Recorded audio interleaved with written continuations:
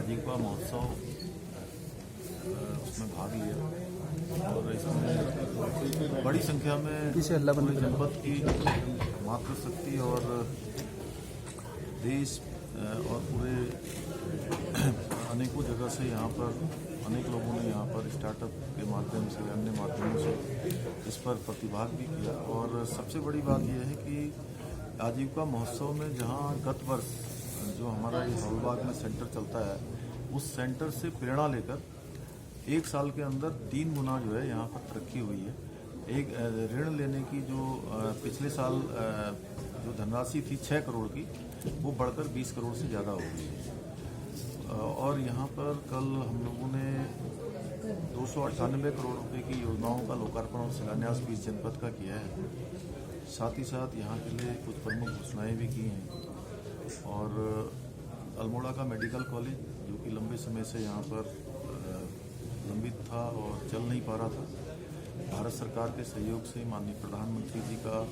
और माननीय स्वास्थ्य मंत्री भारत सरकार का विशेष रूप से मैं धन्यवाद देना चाहता हूँ कि उन्होंने कुछ इसमें टेक्निकल प्रॉब्लम आ गई थी,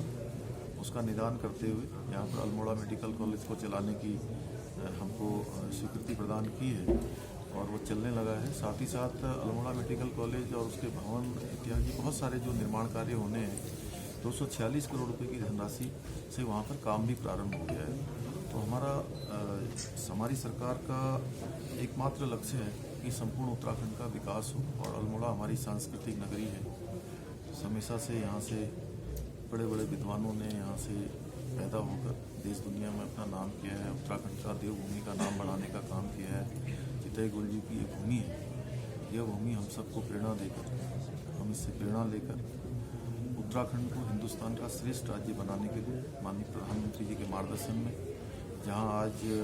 बद्रीनाथ जी का मास्टर प्लान पर काम प्रारंभ हो गया है, केदारनाथ जी का काम प्रारंभ हो गया है, हेमकुंड साहब के लिए रोपवे का शिलान्यास हो चुका है, केदारनाथ के रोपवे का शिलान्यास हो गया है, 4 धाम यात्रा इस बार रिकॉर्ड तोड़ हुई है। आने वाले समय में इसी रास्ते से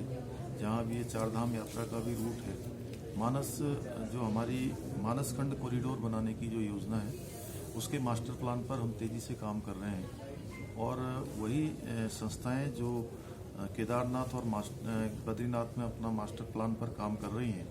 जिन्होंने उसका पूरा नक्शा मैप इत्यादि पूरा ड्राइंग बनाई है, उन्हीं से हम लोग कोशिश कर रहे हैं कि यहाँ पर भी इन मास्टर प्लान के तहत जो मानसखंड कॉरिडोर है उसको भी उनके माध्यम से बनवाया जाए और एक एक करके हर जनपद में 5-6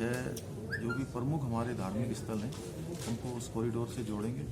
और निकट भविष्य में कुमाऊं गढ़वाल के मध्य में जो सड़क जो कनेक्टिविटी है वो और आसान हो और सरल हो। उसके लिए हम लोग लगातार भारत सरकार से भी बात कर रहे हैं, अपने स्तर से भी बात कर रहे हैं और बहुत सारी रोडें जो भारतमाला श्रृंखला में हमारी स्वीकृत हैं